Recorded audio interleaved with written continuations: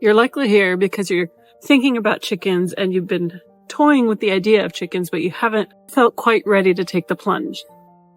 We're going to take you through the highs and lows of our chicken journey and hope it helps you as you begin yours.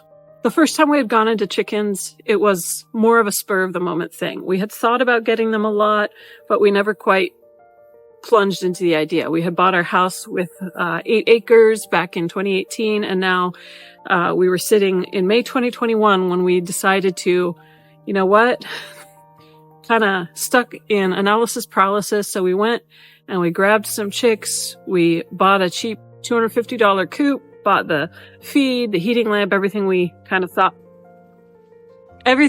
of thought we needed to bring those chicks home. What we didn't know at the time was it was the beginning of the end.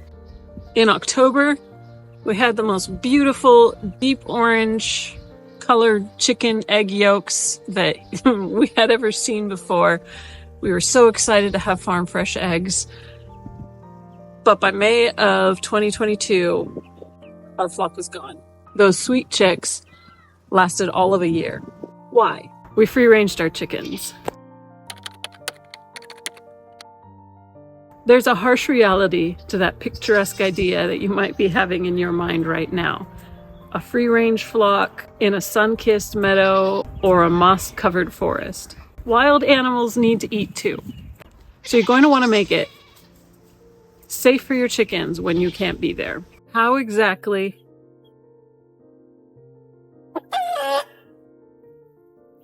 I don't trust the roosters are coming for me right now.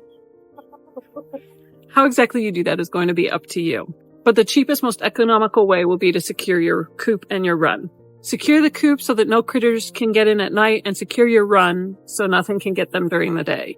Remember, you're going to want to keep ground and aerial predators at bay. So depending on where you are, that might mean a covered run as well.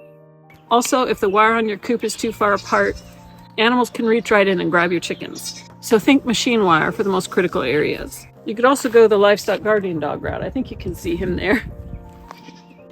He's not the most economical way to do it, but he's arguably the more entertaining way to secure your chickens. And right now he's kind of watching them as they free range over here to my left. If you want more info on livestock guardian dogs, I have an entire playlist on those. I'll link that either up here or at the end of the video. I'm not sure yet. I'm still figuring that out, but feel free to check those out if you think that's a route you might want to go. It's not for everybody. We've gone a little bit overboard this year. We ordered chicks from a hatchery at the end of last year that would arrive here in April. But a few weeks before they got here, we went to the local feed store and I had some chicks in, so we decided to bring 8 home. About a month before the other ones were going to get here. Then a few days before the next group was going to get here, my husband went to the feed store again and saw different breeds there and decided he was going to bring another 8 home. And so now we had another set of chicks that we brought a few weeks after the first set that we never planned on, and a couple days before the actual set we were planning on. So there we had 16. One had died, so we were down to 15.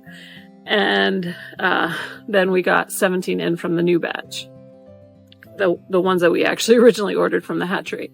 So with the extra batch or 2 that we had, or at least the larger amount that we planned on, we've had to kind of change how we raise them. In this case, we transitioned one set into a stall in our little goat barn, and we made an area for the first set over here.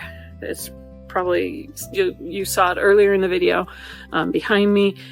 Well, in this case, now it's in front of me, where we have the main chickens, and then we have a fenced off area of their run that we can take down once they're integrated. But we needed an area for them to be integrated. So the point, chicken math hit us hard. No matter what, you'll want to plan for more than what you're actually getting in the moment. So you think you're only going to have 10 chickens? Plan for 20 or plan for 30. Eventually you're going to be adding to your flock anyways if you stay in them long term, because the chickens that you're first getting are going to age out. Are you going to keep them as pets? Are you going to go the meat route and eat them once they're done laying? That's all up to you, but you want to have a plan. And generally you're going to have more than what you initially set out to have. So you want to think ahead and plan for more chickens. So my husband came to me one night and said, we have to sell 75 dozen eggs, I think he said a month, at $4 a dozen to break even. I'm not sure if those were the exact numbers, but they were kind of in that range, I'm pretty sure. He factored in the cost of the egg cartons, the labels that go on the cartons, the feed, but it was feed for maintenance. He didn't factor in the cost to go from baby chick to a full-blown laying chicken.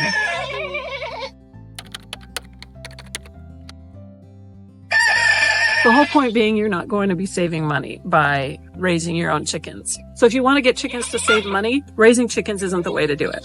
Raising chickens is wholesome. It's a fun experience. You know where your food is coming from, and you know the quality of care, and thus the quality of the food that you're eating, the eggs. Getting chickens is one of those things that you might be able to break even on long term, but it's not a fast way to make money or save money. Chickens are so much fun, but they're a big responsibility. Please hit like if this was helpful to you. You'll be helping us, and you'll be helping others like you.